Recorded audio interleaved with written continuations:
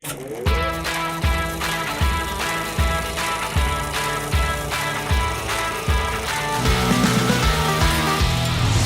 Walking Dead Season 8, Episode 7, titled Time for After, directed by Larry Teng, aired last night, and I'm going to review this episode for you guys, let you know what Easter eggs I found, if any, and give you my predictions at the end of the video. So let's just jump right into it. And as always, I will be talking spoilers for this episode of The Walking Dead, so if you have not seen it, definitely go watch it. I'm not going anywhere. You can click off this video and come right back after you get done watching it. This episode starts out with Rick, which I was actually surprised about. I know that they showed him at the end of last episode, but rarely do they just give you a continuation of the last scene that you saw at the end of the previous episode at the beginning of the next episode. So that was kind of nice that they did that, because normally it's like, hey, you're gonna wait the rest of this episode to see what's actually going on with this character. But they didn't do that this time.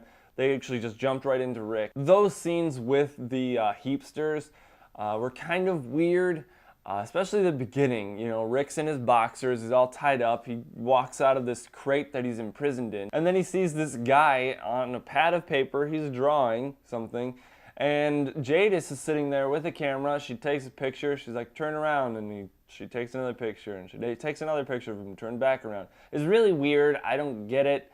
I thought maybe she's taking pictures for proof to Negan that she has him. Maybe that is what she's doing after all, but you know, we're gonna have to wait and see, because that is not really answered in this episode. She just has this weird fetish or something of drawing people half naked. I have no idea what's going on, but that was just weird to me. So shortly after the opening, we get the scene of Eugene talking to Dwight. And during the last episode with them, I thought that Eugene was in on the whole plan with Dwight. That's what it seemed like. And in this episode, he's totally the opposite. He's like full on Negan, and he's like, hey, I know what you're doing, you better stop it, because a lot of people are gonna die in here. And he's trying to protect Negan and the Saviors. And Eugene is just a survivalist. That's all he is. He has no allegiance really to anybody unless they are, at the moment, protecting him. That's all Eugene does that we know of. He might be playing some other game that we don't know. But Eugene ends up threatening Dwight, basically, you know, saying, you better stop what you're doing. But Dwight just goes right back at him and just threatens him back, and I love that. I'm actually getting to like Dwight's character. He's starting to, you know, prove that he is someone to care about. And, you know, the last season, we didn't like him until the very end, where it's like, okay, he's starting to come back around. At first, I didn't think he'd be redeemable, but they're doing a good job at making him redeemable and making him likable. You know, mainly because he has to deal with Eugene, and nobody should have to deal with Eugene alone. And it works, you know, it's working at least. We also find out in this episode that Gabriel didn't get bit that we know of. The doctor and Eugene are just talking about him having some sort of infection and that all his organs are starting to shut down or something. I'm like, okay, did he get bit or not? Because he's behaving like he got bit. He's got a fever, his body's shutting down. What is going on? But I don't know if they're going to answer it in the next episode or not. I hope they do, but we'll have to wait and see. Now, correct me if I'm wrong, but I remember Morgan saying that he was pretty much done with the fighting. And now we find out that he is holding a sniper rifle at the sanctuary, watching them. He either took over someone's spot or he added another spot for himself. I don't know what's going on with that, but Morgan is now one of the snipers watching over the sanctuary. And he ends up helping Daryl and Tara crack open the sanctuary, which I enjoyed that scene. I was frustrated with Daryl the entire time because, you know, Rosita, she's actually becoming smarter. You know, beforehand, I think she would just be like, yeah, let's just do it. Let's attack. Let's kill them all. Now she's like, you know what? I gotta trust Rick Grimes. And she actually says his name, his full name. It's been a while since we've heard his full name, I think. But I like that she says, I'm trusting Rick Grimes. And Michonne has second thoughts. She wants to do it. She wants to go and crack open the sanctuary with Daryl. And then she has second thoughts. She's like, you know what? I trust Rick too. I think we should just wait it out.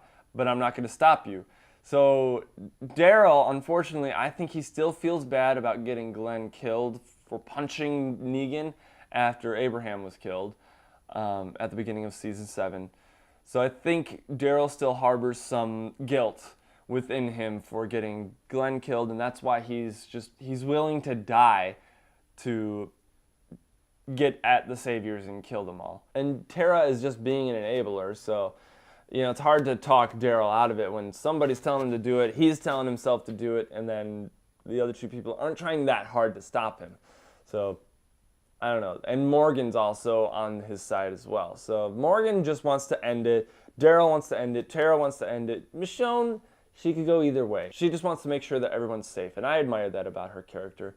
But I just wish that Daryl hadn't done what he did, because I'll get to it in a minute, but he kind of ruined the plan. Later on, we see Eugene have a conversation with Negan, and basically Negan's telling him, like, I need your help. Like, basically, you're the second most important person in this place, and we need you to take care of the walkers outside. And I love how that scene plays out, because Eugene is still faking it, but he's making it. And Negan is buying it, the hook, line, and sinker. And not only is Eugene lying, but he is figuring stuff out, and he's actually starting to pull his weight for Negan, unfortunately. But there's a part in that scene with Negan and Eugene where Negan goes for a handshake, and it is weird the way he brings his hand toward Eugene, but Eugene is sitting down and Negan's standing up, and he goes to kiss his hand, and Negan's like, "Whoa, I was going for a handshake." Like, I know that's weird because it's a sign of mutual respect, but that's what I was going for, was a handshake. I did enjoy that scene, but it was funny and it was weird all at the same time. And then so Eugene asks one of the wives for a boombox, and the wife that brings, this is one of Negan's wives, the wife that brings him the boombox for this experiment that he's going to do, she's basically blaming Eugene, like, you could have ended this. Everything could be fine right now, but you chose to be a coward and not kill Negan, because Negan is in charge of everything. Once Negan's gone, some things might change. So she's pissed at Eugene, but Eugene is still, he's Negan at this point still. I love how Negan tries to get rid of the herd by making this drone with a speaker on it connected to the iPod that he gave to Sasha, which that was a pretty good scene. When he's looking for the iPod, he finds the casket that Sasha was in, and he's reminded that one of his old friends, or traveling companions as he called them, is dead, and partly because of him. I think he needs more of those reminders, because I think Eugene could still come back around. I don't know if anyone would want him back, especially Rosita, because she was, I think, with him the longest. And, she's not going to trust him anymore because of that big lie that he told them back in season 5, I think it was. And now, of course, with this, betraying them, going with Negan and the Saviors, and he's full-on Negan, 100% Negan, and I just don't know if there's any bringing him back. So as Eugene is trying to get rid of the herd with that little glider / drone that he built out of spare parts, which was really cool, Dwight shows up and threatens to kill him because, he's like, Rick and all the Alexandrians and everybody else that you have been aligned with before are gonna die. And he throws them under the bus like, they're just traveling companions, nothing more. And Dwight, like, I thought for sure he was gonna at least injure him, but he didn't. He spared him and shot down the drone just as Daryl plows through the herd of walkers to blow a hole through the sanctuary wall. And the scene that happens after that was pretty intense, with all the walkers coming into the sanctuary. Now, it bothers me because these people have dealt with walkers before, right? These are not just the workers, as far as I know. These are actually like the saviors. They have the guns. They're shooting them. And they don't get back away from the walkers as they're getting closer, and they just get bit. It's like, come on. You can easily outmaneuver a walker. I don't care how much space you have. You can push them back. They just get bit, and it's kind of annoying. That just shows that we just need cannon fodder, really. And I do appreciate the fact that, they killed so many on the stairs that the walkers can't even climb over the walkers that are dead again. So I liked that because it's realistic. They haven't shown that quite yet.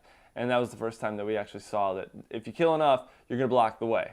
That didn't happen at the prison, which I thought it would.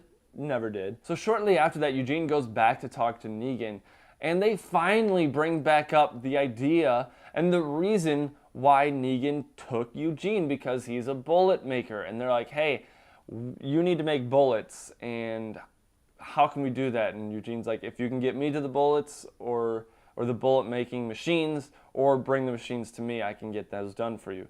So it's nice to see that coming back, because I have been talking about it for a couple weeks now. Like, Eugene was taken because he makes bullets, and Negan almost got killed because of a bullet that Eugene made for Rosita. So, yeah. And that is the exact reason why Rosita doesn't want to rush into things, because last time she did that, she got someone killed. So I'm liking everything that's harkening back to the previous episodes and previous seasons, because these characters are learning what they did wrong and what they need to change and how they need to do things differently. So it's nice to see, and those are mainly my Easter eggs. So I'll come back to those. But Eugene almost spills the beans about Dwight being the traitor. Eugene's basically like, you know what? I got something to tell you, something bigger than the fact that we can make the bullets. And just as he's about to say it, all the other generals come in, including Dwight. He stands right next to Eugene, and Eugene stops. He still is covering for Dwight. So there is still some semblance of survivor within Eugene, and he's not 100% Negan, maybe 99.9% Negan, but there's still that tiny bit that still could be redeemable, but I have my doubts. But the scene that follows afterward, with Eugene basically drinking and trying to get himself drunk, was pretty intense, especially that scene where he's like, you could see that he's torn, he's really struggling, but he wants to say something, and the music at that scene just, you're like, oh, I can feel the stress building, and it was really well done. Then we finally get to see what Rick's test was. I said last week that Rick is going to have to face a test, and sure enough, they bring another test out for him. It's just a walker on a stick. I think they were just going to kill Rick. They weren't actually testing him, but you know what? I still call it a test because it's similar. It's a walker with something on his head that stops him from killing him. I knew he was going to get out. I didn't think he was going to get out so easily. I mean, it's only one heapster over here holding Rick, and then another heapster. I'm calling them heapsters because that's what they call them on Talking Dead. Another heapster bringing out the walker, and Jadis is just standing by watching. And the walker's on a stick with a rope around its neck. And all Rick has to do is punch the one guy, get him off of him, and then he's free, and he grabs the walker and starts hitting them with the stick. It was a little too easy. But I love how he rips the head off the walker and then pushes Jadis down and right next to the walker face, like she's about to get bit if she goes any closer. I love that scene. It was a little too easy, like I said, but it was still entertaining. And the fact that Rick just lays it out straight for Jadis, like, if you don't help us, you're gonna die. And once I walk out those doors without you, you're all gonna die. And I love his threatening to them. It's so great because they did betray Rick and everybody else. So I like the way he treats her. Like, you've gotta work with me, otherwise you're gonna die. And he's like, I don't want to have to kill you, but I will if I have to. And the scene that follows that is really weird because Jadis, she wants to sculpt him and draw him or whatever. Rick is like, you can have a quarter of what we take from the Saviors, nothing more. She's like, half. No, a quarter. And she's like, okay, a quarter, and I sculpt you like this. And he's like, what? And then she's like, but without those. And he's like, without these. I love that scene. It plays out nicely, and it's funny, and it's actually like tense as well because Rick is really in no position to be bargaining right now because all the heapsters around him have guns. He has his hands tied. He has no clothing on. So he's at a disadvantage, but he's still manages to get them to side with him. It's so great. I love Andrew Lincoln as Rick Grimes is so great. So we see the Heapsters drive Rick to a lookout point of one of his people that is unfortunately killed and being eaten by walkers. He gets a walkie-talkie and he's trying to talk to people. I don't understand why nobody's listening, because we know that Morgan's still there. We know that some of the other snipers are still there. What happened? Is this going to be after, like, several hours after what Daryl did? Because we only saw a couple minutes after what Daryl did with the sanctuary. Are we seeing from Rick's perspective a couple hours or even a day later or something? I have no idea. I thought it was all playing out at the same time. Because Morgan, I thought, stayed behind, and a lot of the other snipers that were looking out over the sanctuary were still around it. So I have no idea what is going on. But Rick gets up there and sees that all the walkers are gone, and he told the Heapsters and Jadis that the sanctuary is surrounded by walkers, 20 walkers deep on the wall. So that means like 20 walkers back, and then all around is surrounded by walkers. So that's pretty impressive. And then for him to find out that they're all gone, and because of Daryl letting them in, now they have other places that they can get out, because they're all being funneled into one spot, and the Saviors can just go out the sides and be free. So that was stupid on Daryl's part, and I'm disappointed with his character. I still don't want his character to die, and I unfortunately think that they're setting up his character to die. I don't think they'll do it in the mid-season finale. They definitely won't do it in just a thrown-in episode later on next year, but they probably could do it at the end of this season, the season finale for this season. But overall, I did enjoy this episode. It wasn't the most action-packed, it wasn't the most intriguing episode, but I did enjoy it. I gotta give this episode of The Walking Dead a B. There were things that it could have done better, but overall it's still pretty enjoyable, above average for sure. I would definitely recommend watching it, and if you haven't seen it yet, I'm sorry that I spoiled everything, but definitely go watch it. It's worth it. So in terms of Easter eggs, it's really not that many. It's just callbacks to last episodes within the dialogue. You know, Eugene and Dwight have a conversation about how their first interaction went, with Eugene basically chomping down on Dwight's private areas. And I kind of enjoyed that interchange between them when they're talking about it. And then of course there's that other scene with Eugene and Negan talking about the bullets, and it's finally back to getting to Eugene making the bullets. That's why Negan took him in the first place. And it's great to see that they're bringing that back. It's been a full season, pretty much, since we've seen that.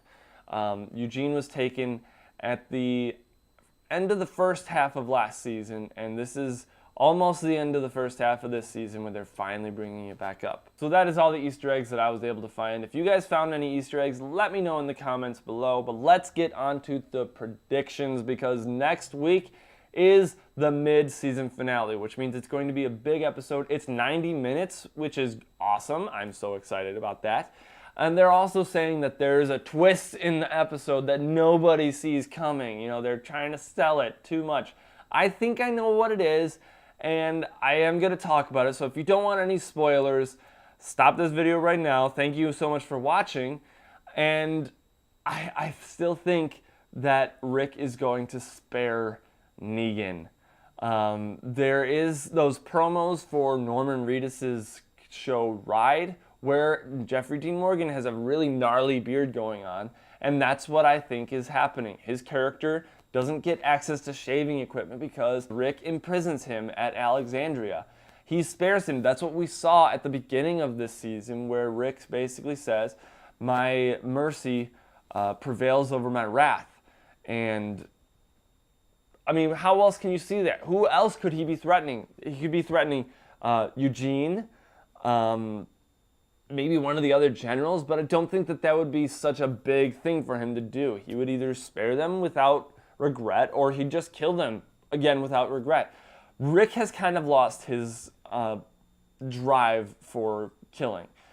He went crazy in season 6, I think it was. Early on this season, he was just all out, just let's kill them all, I don't care anymore. Yes, he wanted to spare as many as he could, but he's willing to kill them all. I think it was the point when Morales came back that's when he was like, you know what? We can't be killing them all. And when, of course, he saw the baby sitting in the crib, that kind of changed his mind too. But I still think that they're going to spare Negan. and imprison him. I don't know how many of the Saviors are going to survive, but they're going to need Negan and the rest of the Saviors that they imprison or whatever, because someone much worse is going to come. The Whisperers, I think I talked about them last week, but they're still going to be coming probably at the end of this season or at the beginning of next season. I don't think they'll do anything in this next half of the season. With that, they might build it up, but they won't do it. I think that the all-out war could go for the rest of the season, but we'll have to wait and see. So Daryl pretty much put everything at risk and basically let all the Saviors out if they want. And Negan said a hellfire storm or something is coming on to Alexandria and the kingdom because of what Rick did and their plan that was seeming to work until Daryl screwed everything up. It looks like the Saviors are going to get out. They're driving around. They're going to start shooting up people. And it looks like Alexandria might get attacked because Carl basically says, we just have to survive tonight. And it's going to get intense. Something crazy is going to happen, they say. Again, I still think it's that Rick spares Negan. But what do you guys think the big twist is going to be? So what did you guys think of this episode? Did you like it, love it, or hate it? Did it meet your expectations? Did it excite you for the mid-season finale next week? It sure did for me. I cannot wait to see what happens. I'll be sad when the mid-season finale happens because we won't get to talk about The Walking Dead as much anymore. But you know what? It's fun, it's exciting, and it's going to be a great episode, or at least I hope it is. So let me know in the comments below what you thought of this episode, and be sure to give this video a big thumbs up, subscribe to the channel, and make sure you hit that bell icon next to the subscribe button so you can be notified of when we upload new content. And definitely check out our Patreon page where you can support us and get early access to videos and possibly be in a video with yours truly. And as always, thank you so much for watching, and I will see you in the next video.